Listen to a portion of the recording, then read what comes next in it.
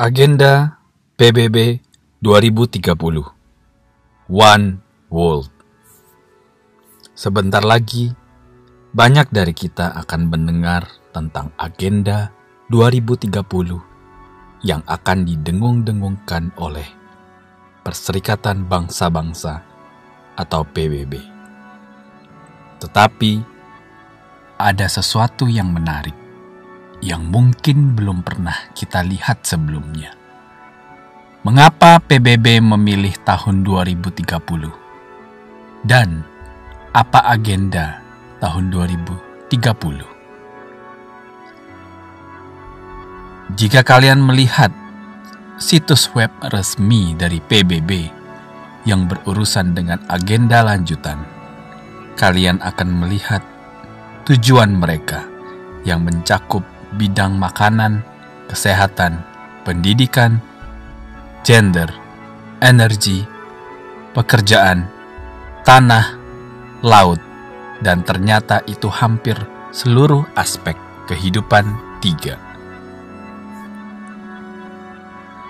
Agenda 2030 dan slogan mereka ialah jangan tinggalkan siapapun. Ini dari situs web mereka.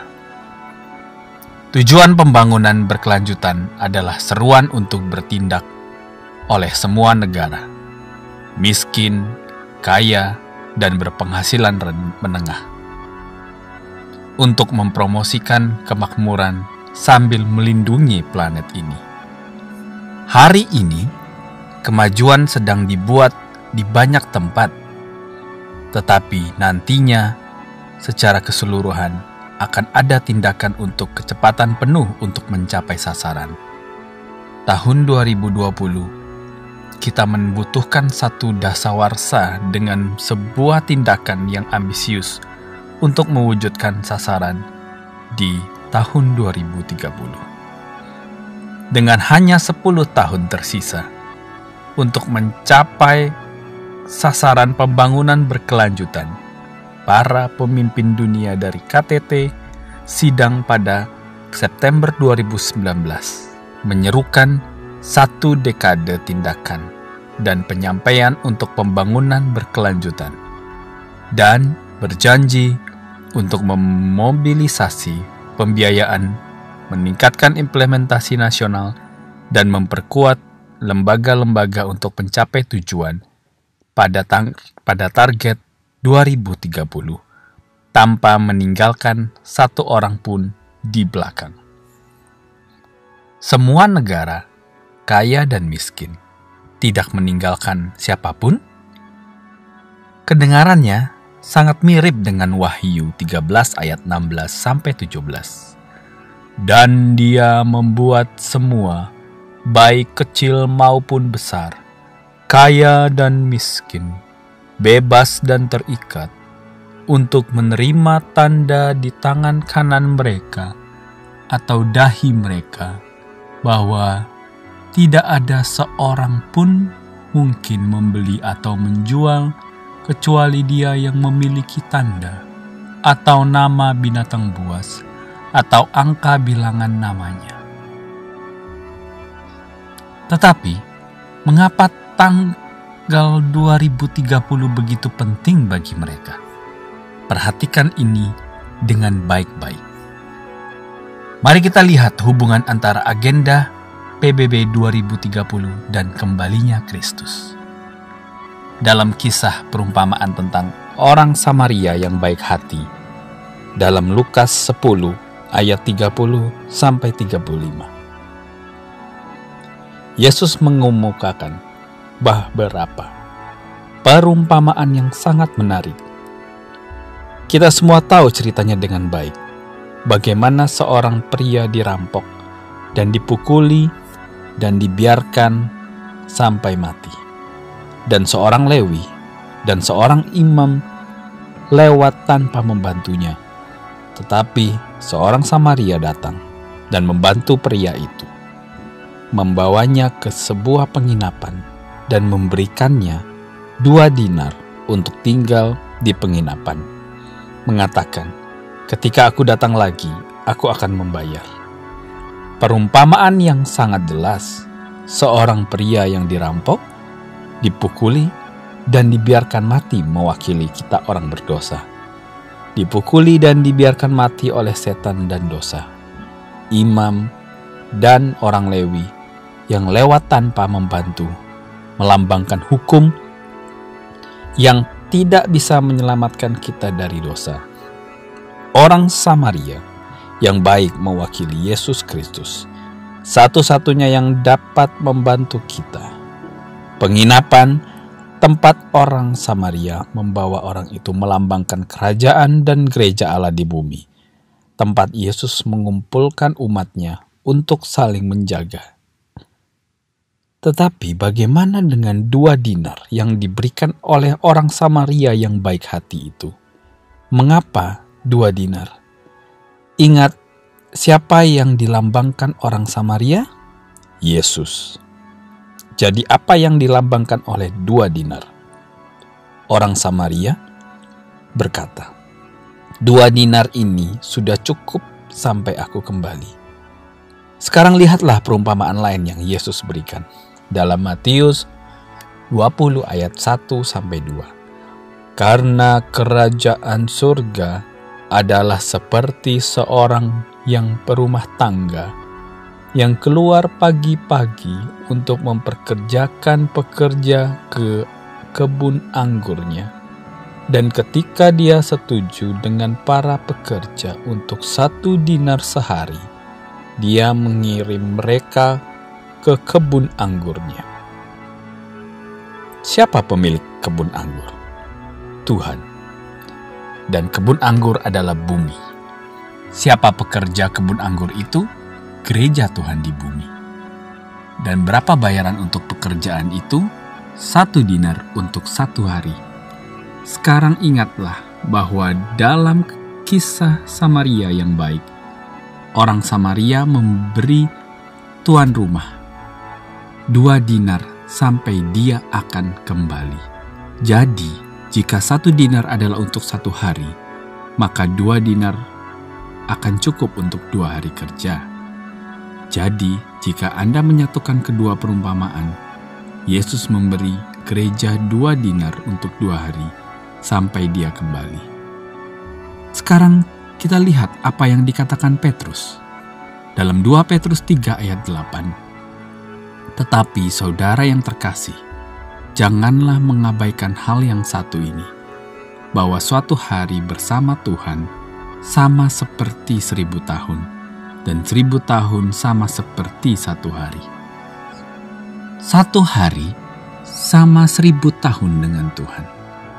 Jadi apa yang akan 2 hari? Atau 2 dinar? Ialah 2000 tahun. Apakah kamu melihat hal ini?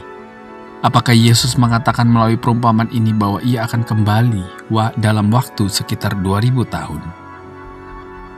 Sekarang kesimpulannya adalah, kira-kira kapan Yesus disalibkan dan kapan kira-kira ia kembali ke surga? Antara 30-33 sebelum Masehi. Jadi, jika kita hubungkan dengan perumpamaan di atas 2000 tahun setelah itu, kita dapat mengetahui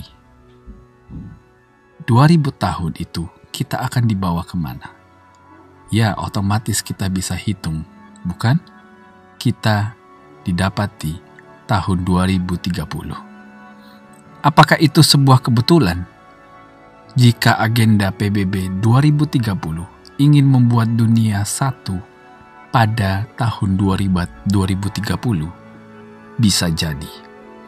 Saat ini kami tidak menetapkan tanggal di sini, dan tetapi kita juga tidak boleh berkata, "Oh, saya punya 10 tahun untuk bersiap-siap." Masih banyak waktu. Karena seperti yang Rasul Paulus katakan, sebab apa yang telah difirmankannya akan dilakukan Tuhan di atas bumi sempurna dan segera. Dalam Roma 9 ayat 28.